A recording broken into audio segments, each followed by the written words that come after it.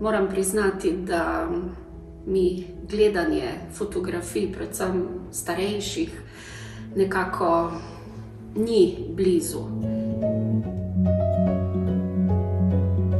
Sem se ustavila najprej pri spominski knjigi, ki je stara več kot 50 let. In prav na začetku je zapis mojega očeta.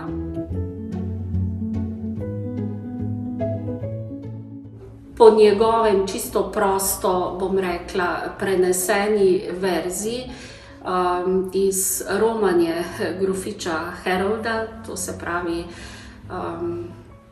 Byrona, znanega ustvarjalca v romantiki, ki pravi nekako tako, da verjame, da so obljube, ki držijo, upi, ki ne umrejo, da sreča ni le sen in dobrota le ime.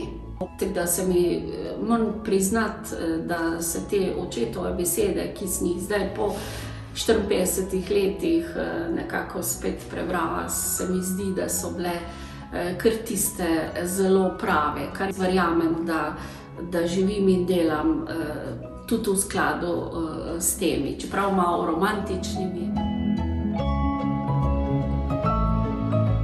Prva fotografija, za katero sem se seveda potem odločila, je ena izmed mnogih, ki jih hranim, in to je fotografija razredov.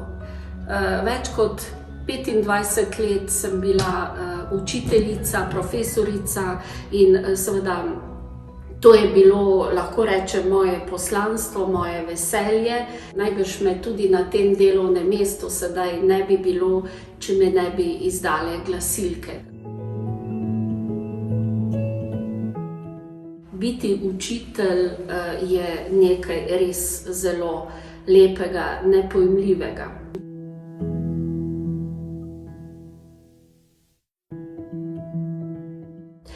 Druga fotografija je fotografija iz Bukarešte, iz enega mojega najtežjih in tudi najsrečnejših obdobij.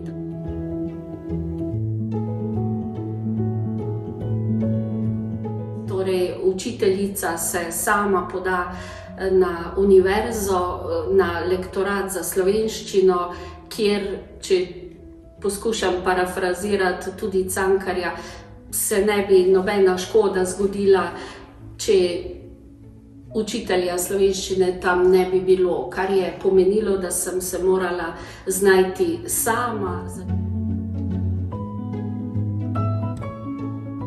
Zadnja fotografija v tem mojem izboru pa je fotografija Pariza. To je seveda, tako kot sem že prej omenila, povezano z mojo željo po potovanjih in Pariz je pa res tisto mesto, ki je nekako za mojo dušo.